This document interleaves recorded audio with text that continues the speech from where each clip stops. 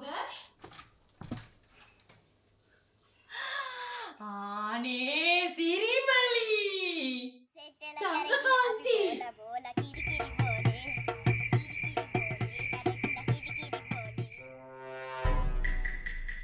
අම්මා මේ මොකද මේ?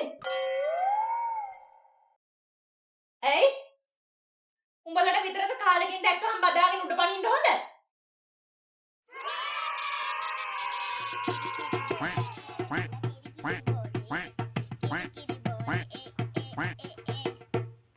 මේකි මට කිව්වෙවත් නෑනේ අක්කලා එනවා කියලා.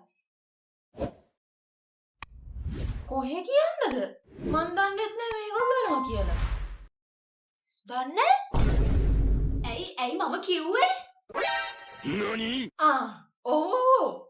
එනවා කිව්වනේ. පාඩම් කරමු කියලා කිව්වේ. පාඩම් කරමු?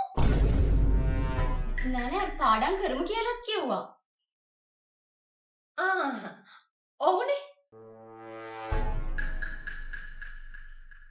පේනවනේ. මේ ළමයි අසනීප තියාගෙනත් පාඩම්. අසනීප? නෑ අම්මේ. ඊයේ මට අර පොඩි කැස්සක් තිබුණානේ.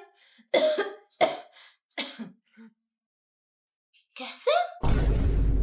ඇයි හිම්බිරිසාවේ ඔලුව කෙක්කුමයි? නනි? හොටුත් පොඩ්ඩක් ආව තමයි. මේ ඉතින් ඇයි මේ හිටගෙන ඉන්නේ? යම් වාඩි වෙන්න.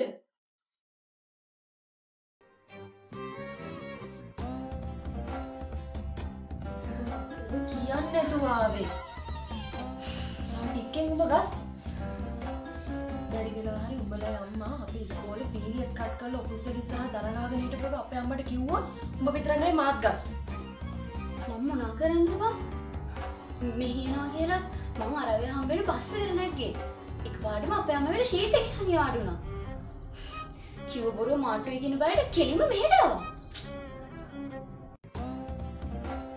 මේ ගැන උඹලා අම්මට උඹව සැකයි. අනේ නන්ද බං.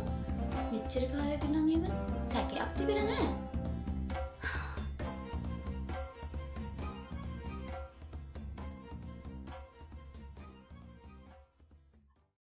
අක්කට අඩු සීනිද වැඩි සීනිද? වැඩියෙන් දාපන්නම් කියේ. අපිට ඉතින් ඔය සීනි කොලෙස්ටරෝල් තියෙන එකක් නේ. අපි නම් ඉතින් ඔය ලෙඩ තිබ්බත් නැතත් අඩු සීනි තමයි. නිකම් මොකටද බං නැති ලෙඩ හදාගන්නේ? පිටගේකට ආව කියලා නෑ. මුන් ඉන්න අස කාමරවල වෙන්නම් කිව්වත් වගේ. නායා තුඹ හාසට රිංග ගන්නවා වගේ මුන් ඔය කාමරේට රිංග ගත්තොත් එළියට එන්නේ නෑ. ඕකුන්ට කණ්ඩ බඩගිනි වුණාමයි. දොට්ට පිල්ට යන්න ඕන නමයි අර අහවල් අතමග චාර්ජ් කරගන්න ඕන නමයි නෝකින් එළියට බහින්නේ. මෙහෙත් එහෙමයි.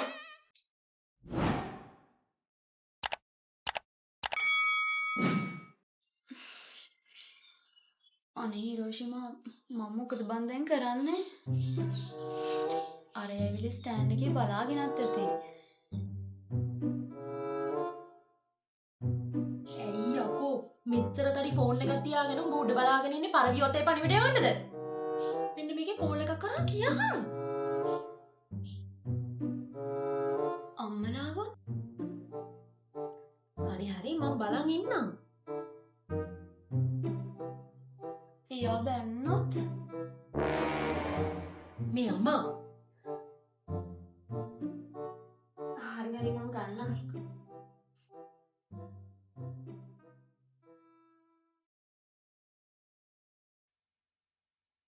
නංගිට කියන්න. මුන් පාඩම් කරනවා කියලා තමයි කාමරේ ඇස්සට රිංගගන්නේ. ඒ වුණාට ෆෝන් එක කොයි වෙලෙත් අතේ. ඇහුවම කියන්න නම් ෆෝන් එකට තමයි සර් නෝට් එවන්න කියලා. ෆෝන් එක පොටන වෙලාවට අපි එන අඩි සද්දේ පොඩ්ඩක් හරි ඇහුනොත් ටක් ගාලා ෆෝන් එක අංගල පොත අතර ගන්න. මෙහෙත් එහෙමයි.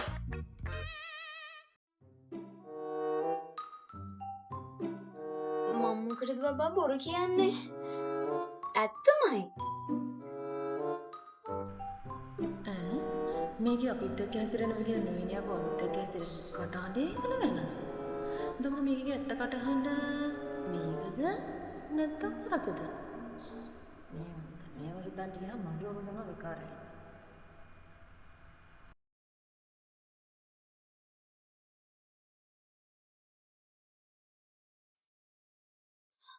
මේ තව කවුරු හරි පොඩි ළමෙක් ඉන්නවද නම් කී.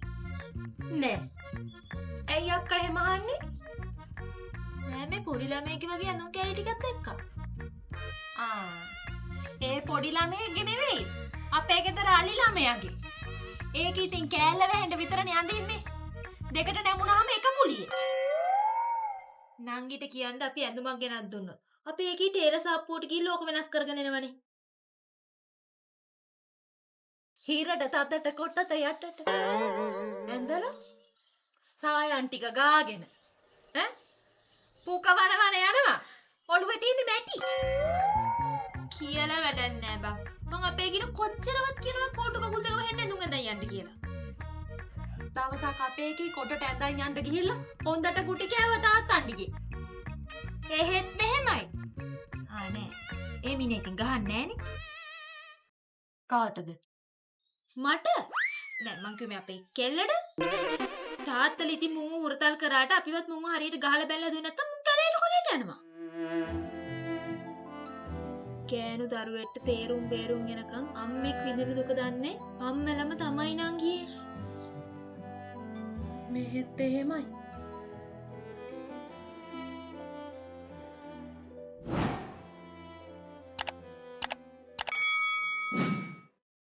අනේ හරි බබා. මං ඉන්නතන ෆොටෝ එකක් එවන්නම්. හෙලෝ.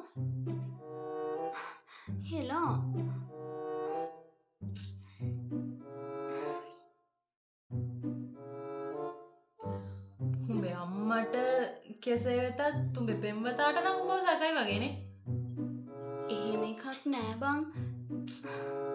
එයා බයිනේ ආදරේට. මාව හදාගන්න. එතකොට කවදා හරි දවසක කන රත් වෙන්න පාරක් දුන්න දවසට උඹ ඕකමද කියන්න හිතන් ඉන්නේ? එයා හැම නිකන් ගහන්නේ නෑ බං. අනිත් එක අපි වැරදි කළොත් නේ ගහන්නේ. ඒ කියන්නේ ඔබ කුටි කාලා තියෙනවා. පිස්සුද? මං ගුටි කන්න මං ඒ වගේ දේවල් කරන්නේ නෑනේ බං. මං ගුටි කාලා නෑ. දැන් මොනවාද ඔය ඔච්චර කියන වැරදි?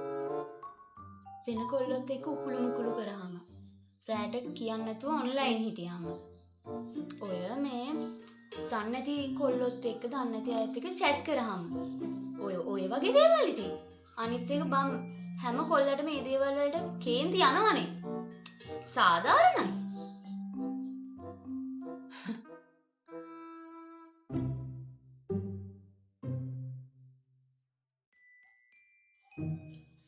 ළමයි දැන් ආවෙලා ඉඳලා කාමරේනේ.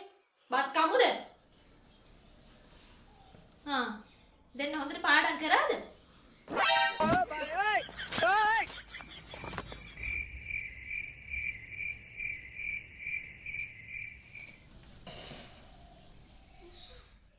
හරි උඹලා බොරු කරා ඇති. පාරෙන් කන්න. 哎呦我的妈！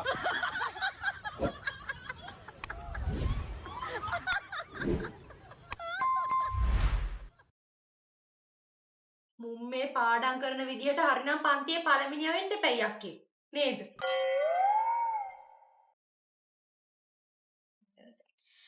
මම මේ අහන්න මං හිටියේ. නංගි මොකද ගිස්සත් ඉස්කෝලේට ආවේ නැත්තේ? ඉස්කෝලේට? මේකි මට කිව්වේ නෑනේ. පන්ති කලේද? මේකිට ලකුණු අඩු ඇති. නැත්තම් කියන්න එපා. නෑ.